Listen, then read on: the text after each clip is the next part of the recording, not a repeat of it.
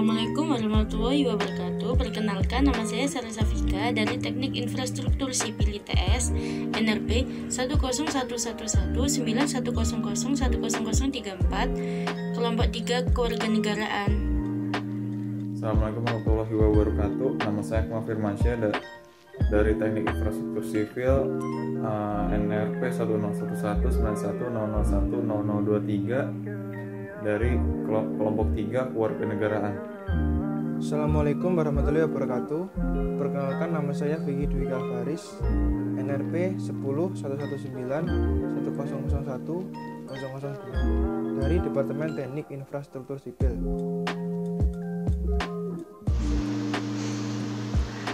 Hai, namaku Arset Santo, NRP 1011191112 dari Departemen Teknik Infrastruktur Sipil, Kampus Menur.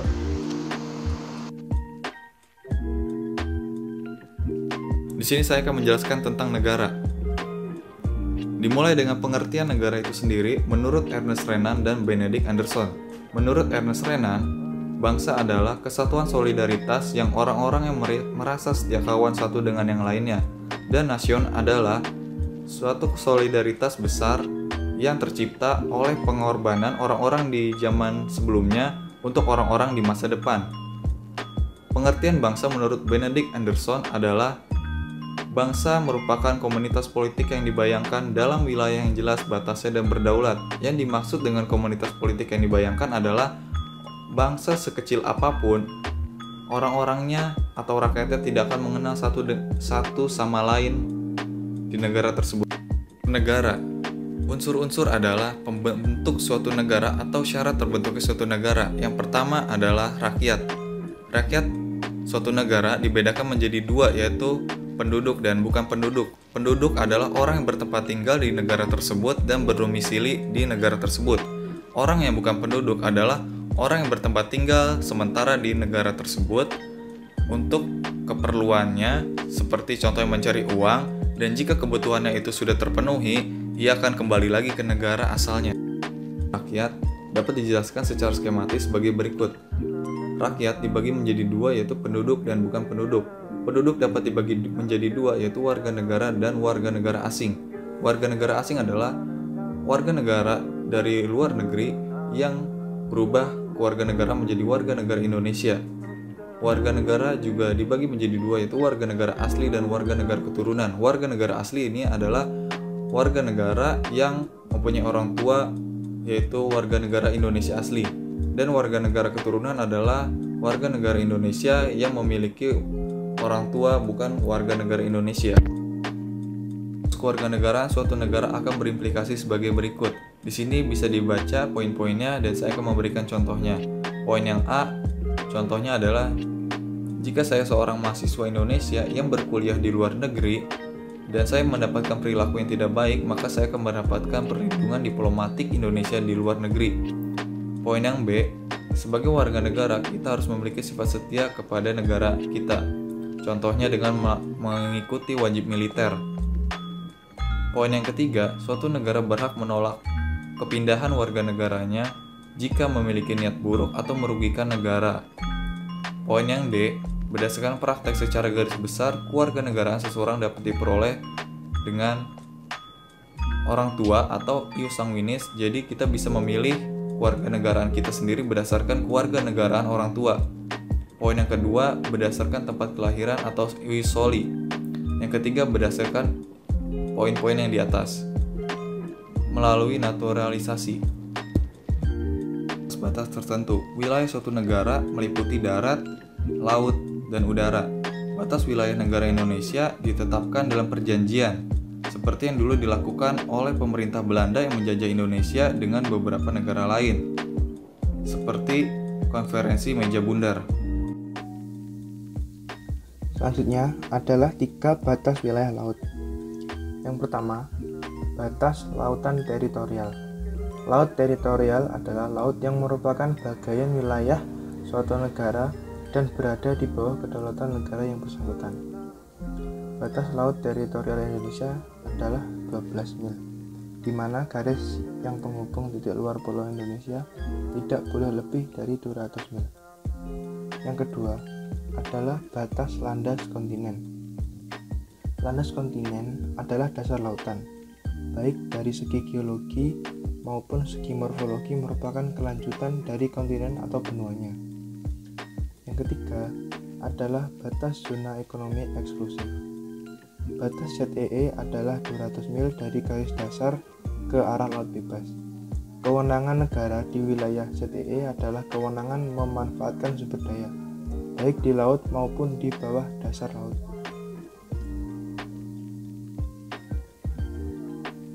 Pemerintah yang berdaulat. Kata kedaulatan artinya adalah kekuasaan tertinggi. Dengan demikian, pemerintah yang berdaulat artinya pemerintah yang mempunyai kekuasaan tertinggi, kekuasaan yang tidak berada di bawah kekuasaan lainnya. Kedaulatan negara dapat diartikan sebagai kedaulatan ke dalam dan kedaulatan keluar.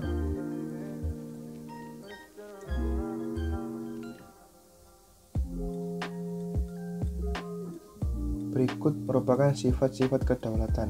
Yang pertama adalah asli, dalam arti tidak diturunkan dari kekuasaan yang lain. Yang kedua, tertinggi, dalam arti tidak ada kekuasaan lain yang lebih tinggi yang dapat membatasi kedaulatan. Yang ketiga, abadi atau kekal, dalam arti keberadaannya tetap. 4. Tidak dapat dibagi, dalam arti hanya ada satu kekuasaan tertinggi saja dalam negara. Dapat disimpulkan bahwa kedaulatan itu membawakan sifat permanen, asli, tidak dapat dibagi-bagi, dan tidak terbatas. Berikut merupakan sifat-sifat negara. Yang pertama adalah sifat memaksa. Negara memiliki sifat memaksa artinya bahwa negara memiliki hak atau kewenangan untuk memaksakan berbagai peraturan yang dibuatnya untuk ditaati oleh seluruh warganya. Yang kedua, sifat monopoli. Sifat monopoli yaitu sifat yang menunjukkan adanya hak atau kewenangan negara untuk mengelola atau menentukan sesuatu tindakan tanpa adanya hak atau kewenangan yang sama di pihak lain. Yang ketiga, sifat mencakup semua. Dengan sifat ini, maksudnya bahwa kekuasaan negara berlaku bagi semua orang di wilayah negara yang bersangkutan. Tidak ada warga masyarakat yang dapat mengecualikan dirinya dari pengaruh kekuasaan negara. Semua orang harus mentaati aturan yang sudah ditetapkan. Siapapun yang melakukan pelanggaran akan dikenai sanksi. Tujuan negara Indonesia sesuai dengan alinea 4 pembukaan Undang-Undang Dasar tahun 1945. Melindungi segenap bangsa Indonesia dan seluruh tumpah darah Indonesia. Memajukan kesejahteraan umum, mencerdaskan kehidupan bangsa, dan ikut melaksanakan ketertiban dunia yang berdasarkan kemerdekaan, perdamaian abadi, dan keadilan sosial. Fungsi minimum yang mutlak sifatnya, yaitu melaksanakan penertiban, law and order. Untuk mencapai tujuan bersama dan mencegah bentrokan-bentrokan dalam masyarakat, negara harus melaksanakan penertiban. Dapat dikatakan bahwa negara bertindak sebagai stabilisator. 2. Mengusahakan kesejahteraan dan kemakmuran rakyatnya. Fungsi ini dianggap sangat penting, terutama bagi negara-negara baru, di mana tingkat kesejahteraan masyarakat masih sangat membutuhkan perhatian dari pemerintah. 3. Fungsi pertahanan. Fungsi ini untuk mempertahankan negara dari kemungkinan serangan dari luar, sehingga negara harus dilengkapi dengan alat-alat pertahanan. Keempat, menegakkan keadilan. Untuk mewujudkan keadilan, negara memiliki badan-badan peradilan. Oke, secara garis besar, fungsi yang harus dijalankan oleh negara meliputi A. Mengupayakan kesejahteraan warga agar dapat menikmati kehidupan yang layak. B. Meningkatkan kecerdasan dan membina budi pekerti warganya. C. Menjaga keamanan dan ketertiban dalam masyarakat. D. Mempertahankan negara dari gangguan eksternal. Serta E. Mewujudkan keadilan bagi masyarakat. Fungsi-fungsi tersebut harus diselenggarakan oleh negara yang dalam hal ini adalah pemerintah negara yang bersangkutan agar tujuan negara tersebut dapat diwujudkan. Lanjut.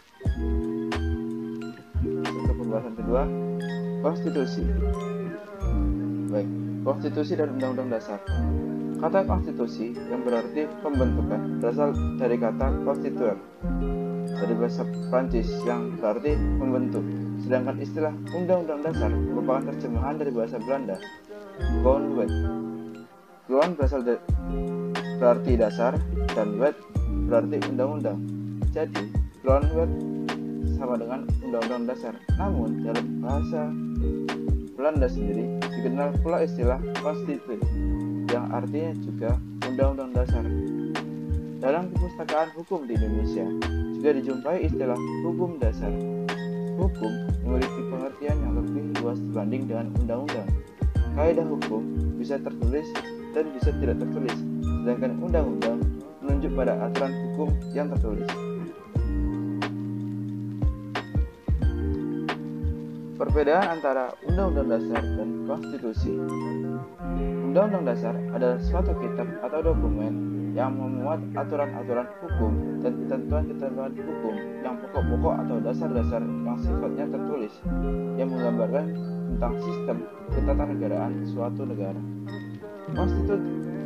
Sedangkan konstitusi adalah dokumen yang memuat aturan-aturan hukum dan ketentuan-ketentuan hukum yang pokok-pokok atau dasar-dasar yang sifatnya tertulis maupun tidak tertulis, yang menggambarkan tentang sistem ketatanegaraan suatu negara.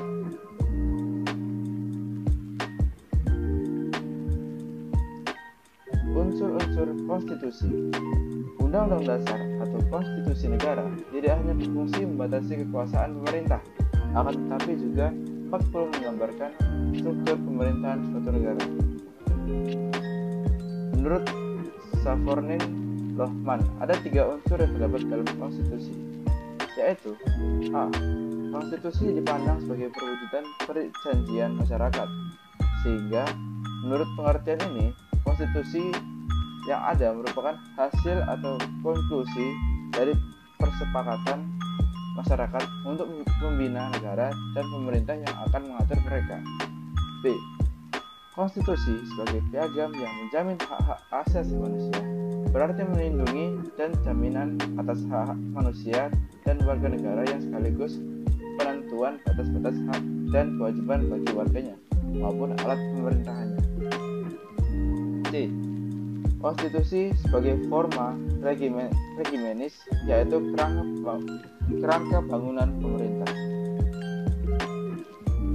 Di sini saya akan melanjutkan pemaparan tentang unsur-unsur konstitusi, yang dimana dikemukakan oleh Sri Sumantri ada 3 kelompok, yaitu yang pertama perlindungan hak asasi manusia dan warga negara, yang kedua susunan ketatanegaraan suatu negara, yang ketiga pembatasan dan pembagian tugas-tugas ketatanegaraan.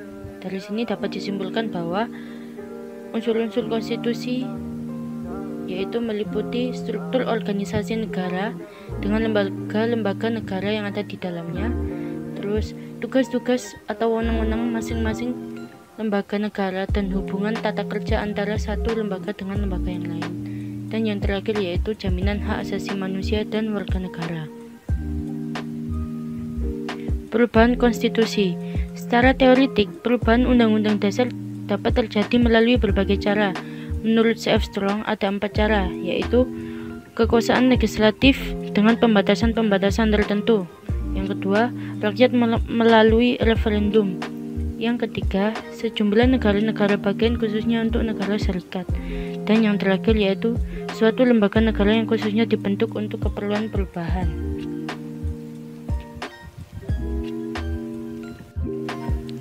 Perubahan terhadap Undang-Undang Dasar 1945 sesuai pasal 37, yaitu yang pertama, perubahan pasal-pasal dalam Undang-Undang Dasar dapat diagendakan dalam sidang MPR. Yang kedua, perubahan pasal-pasal Undang-Undang Dasar diajukan secara tertulis dan ditunjukkan dengan jelas bagaimana yang diusulkan untuk diubah beserta alasannya. Yang ketiga, mengubah pasal-pasal Undang-Undang Dasar, sidang MPR dihadiri oleh sekurangnya 2/3 dari jumlah anggota MPR. Yang keempat, pengubahan pasal-pasal Undang-Undang Dasar dilakukan dengan persetujuan sekurang-kurangnya 50% ditambah 1 anggota dari seluruh anggota MPR. Yang terakhir yaitu mengenai bentuk Negara Kesatuan Republik Indonesia tidak dapat dilakukan perubahan.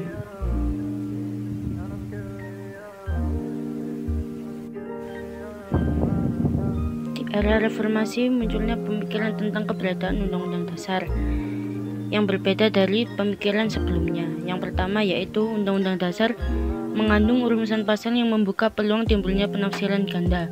Yang kedua, Undang-Undang Dasar membawakan sifat eksekutif heavy, yakni memberikan kekuasaan kepada presiden sebagai pemegang kekuasaan eksekutif, sehingga legislatif dan yudikatif seakan-akan tersubordinasi oleh kekuasaan eksekutif. Yang ketiga yaitu pemerintahan menurut undang-undang yang tidak tegas, diantaranya sistem pemerintahan presidensial dan sistem pemerintahan parlementer, sehingga adanya menyebutkan sebagai sistem kuasi presidensial. Keempat, perlunya memberikan kekuasaan yang luas kepada pemerintahan daerah untuk mengatur dan menyelenggarakan rumah tangga sendiri, agar daerah dapat mengembangkan diri sesuai dengan potensinya masing-masing. Kelima, perumusan pasal-pasal tentang hak asasi manusia yang ada dalam undang-undang dirasa kurang memadai lagi untuk memadai tuntutan perlindungan terhadap hak asasi manusia dan warga negara. Dari arus pemikiran ini, ada perubahan tentang amandemen terhadap Undang-Undang Dasar 1945 ini. Seperti yang pada pertama ini, yaitu perubahannya itu amandemen menetapkan rumusan baru yang lebih jelas. Contohnya itu seperti presiden itu hanya bisa menjabat 2 kali periode saja. Untuk perubahan yang kedua yaitu kewenangan legislatif di tangan presiden sekarang menjadi kewenangan DPR, bukan lagi menjadi kewenangan presiden. Yang ketiga yaitu perubahannya bahwa presiden itu dipilih secara langsung oleh rakyat sesuai pada pasal 6A. Jadi presiden ini bukan lagi kewenangan dari MPR. MPR hanya bisa memberhentikan presiden di tengah jabatan di saat presiden itu melakukan korupsi atau tindakan yang tidak benar. Terus untuk yang keempat yaitu perubahannya itu di mana pemerintahan daerah diberi kesempatan untuk menjalankan otonomi seluasnya, serta pembagian keuangan yang lebih adil antara pemerintahan pusat dan pemerintahan daerah. Dan yang terakhir kelima itu ada perubahan di mana penambahan pasal 28A sampai pasal 28C.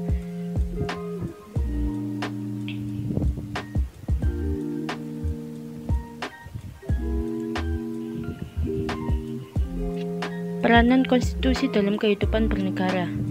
Menurut C.F. Strong, tujuan konstitusi adalah membatasi tindakan sewenang-wenang pemerintahan menjalankan hak-hak rakyat yang diperintah dan menetapkan pelaksanaan kekuasaan yang berdaulat. Dengan konstitusi, tindakan pemerintahan yang sewenang-wenangnya dapat dicegah karena kekuasaan yang dimiliki oleh pemerintahan telah ditentukan dalam konstitusi. Dengan pemerintahan tidak dapat melakukan tindakan semaunya di luar apa yang telah ditentukan dalam konstitusi tersebut. Di pihak lain, hak-hak rakyat yang diperintah mendapatkan perlindungan dengan dituangnya jaminan hak asasi dalam pasal-pasal konstitusi.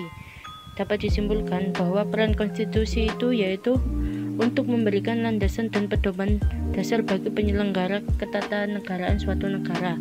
Terus membatasi tindakan pemerintahan agar tidak bertindak sewenang-wenangnya dan memberikan jaminan atas hak asasi bagi warga negara.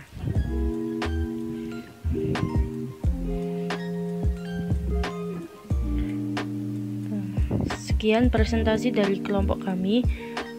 Mungkin ada kurang lebihnya, mohon maaf. Terima kasih. Wassalamualaikum warahmatullahi wabarakatuh.